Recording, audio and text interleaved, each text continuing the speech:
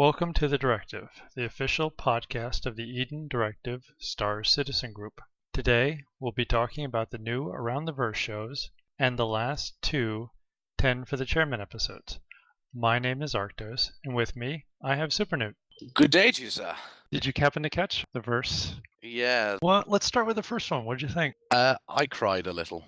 It was just bad. I'm sorry, but everything just seemed very, very awkward. It was so condescending, and I just felt like, oof, I don't know. It was so cheesy, but not in a good way. I mean, I had a bit of an issue with the way that Wingman's hanger became endearing after a while, but this one, no. It was a bit awkward. For example, the first thing I noticed was Sandy Gardner looks like she's about to leap off the couch at any moment. It's a good thing they had separate chairs, because I don't think there'd have been much room on the... I mean, I shouldn't be mean to him, because I'm not exactly the smallest guy in the world, but... On the first episode, they were sitting on the same couch. Oh, yes, they were. And I was just scared that she was going to fall off and continuing to nudge her off or something.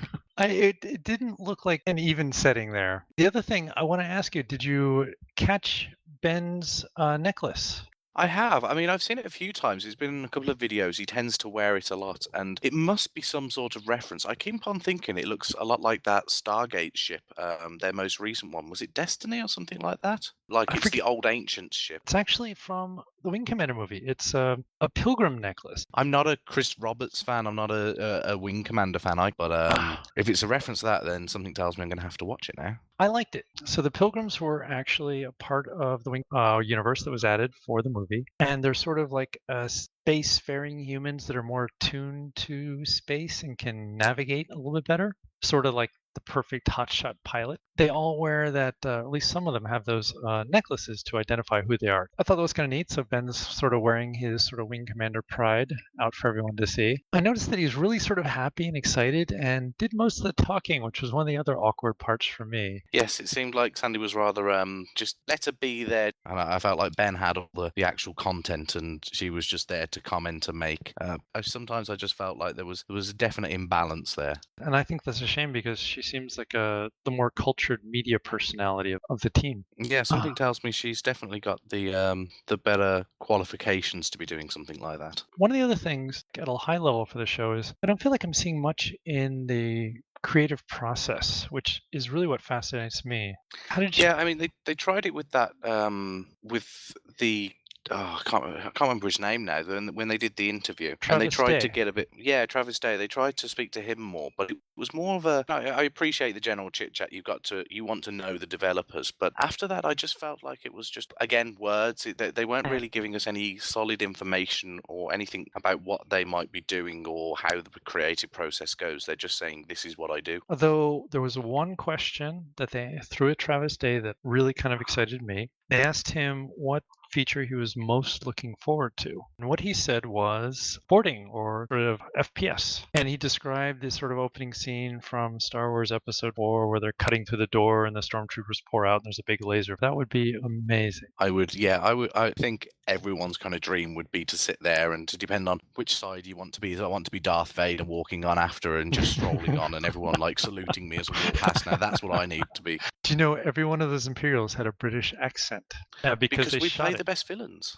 They shot it in the UK as well. They're shooting the new one in the UK as well. I'm surprised we're not going to get sued for loads of money because Harrison Ford decided to break his foot, hasn't he? Doing his own stunts. At least he's getting affordable healthcare. Yes, well, yeah, definitely. There were some other parts of the show. I noticed that they covered essentially like the most valuable player. They did a sort of customer support segment. I like that they answered some common questions and gave players pointers, but then they sort of like pointed out like here's an outstanding player that did something amazing like posting a series of tips and tricks. Then they didn't really direct players to that. They mentioned Leon 300's tips and tricks on an Arena Commander, but they didn't provide the URL. And I thought then they did the interview with Disco Lando. Who the hell is Disco Lando? Just can someone tell me this, please? I mean, I understand apparently he did some Wingman's hanger stuff, but unless he's the real Lando and he's generally dancing around in disco style, I'm not interested in him. I'm sorry, I'm just not. He's not an interesting person to me.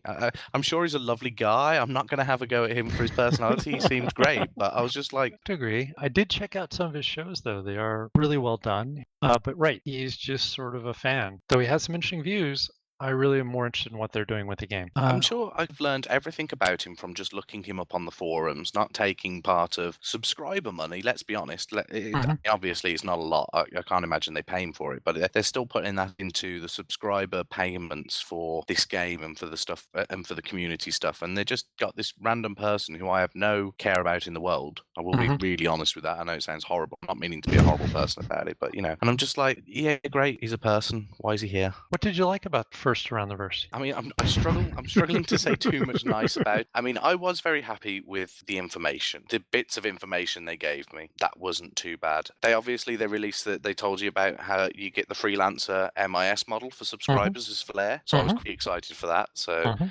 I always like those kind of things. And they gave us a bit more of an information about how the dogfight module is going to be coming out, in sense of they're going to be releasing single seater ships first, and Mhm. then they're going to go for the variants, because they said if you jump out of your seat at the moment, then you'll just be crushed by the weight of the inertia of the vehicle that you're in. Move on to the second Around the Verse.